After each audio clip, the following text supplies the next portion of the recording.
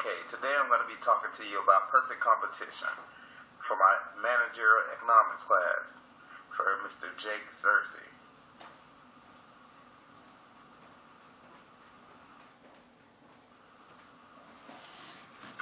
Alright, in perfect competition you have infinite buyers and sellers. That means there's a multitude of people buying, selling, and even trading.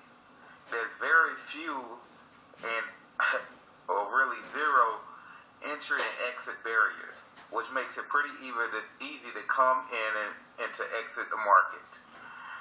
There's actually a perfect factor of mobility, which means that in the long run of production, mobility is allowed a little more freely, which adds to the changing of the market and the condition. In the perfect competition market, there is perfect information which is readily available to consumers and producers so they can know what area to target, what demographic, what sells, what doesn't sell. For example, if I was a corn seller and corn is selling better than tobacco, then I know to keep producing corn. But if I'm selling tobacco, then I know to switch from tobacco to corn. Also, there is zero transaction cost, which means the buyer and the sellers occur no cost in making the exchange, which allows for perfect mobility and it allows for you to move freely throughout the system. Profit maximization. Firms are aiming to sell where the marginal cost meets marginal revenue, so they can generate the biggest amount of profit. And I'll talk about that later on in my mini example. Homogeneous products are, as we like to say, identical. These mean that the products are identical. So the service or the goods do not vary across the supplier. It's the same for each company. Non-increasing returns to scale, which means that pretty much is what it says.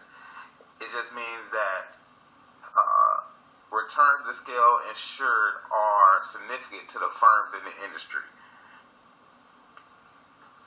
Whole bunch of moo-hockey, if you ask me. Property rights. Well, this determines if the rights are specifically for the product that is sold. You know, like for example, if I'm a buyer and I buy sweet corn, I want the corn to be sweet. I don't want unsweetened corn, and that's just where the property right comes in, that makes sure that the seller is selling what they're saying they're selling, and the buyer is getting what they're assuming that they're getting.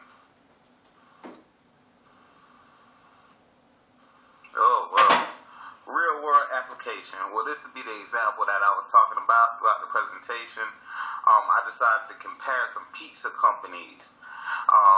Pizza is pretty much the same wherever you go. It's some bread, some sauce, a couple toppings, and it comes out of a hot oven. It's pretty yummy, and it's great for college students, so it was like the best example possible. I mean, we all eat pizza, right? Only thing I don't like about this example is, in this age and this economy, pizza is considered an inferior good and it's relatively cheap. You can get pizza from $5 to $10 for a box, and depending on if you're single, married, or a college student like most of us are, you can make that pizza stretch for let's say 2-3 days. Cold pizza for breakfast, little piece for lunch. Alright, as you see, I compared some percentage profits. I actually, I was going to put in a graph, but I felt that this illustrated the perfect competition model the best. It shows how these products in the perfect competition model can sometimes vary in sales and profit.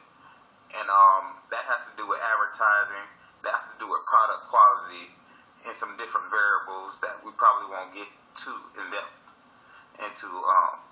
We kind of scanned over some of these things in class. Some are a little more in detail than others.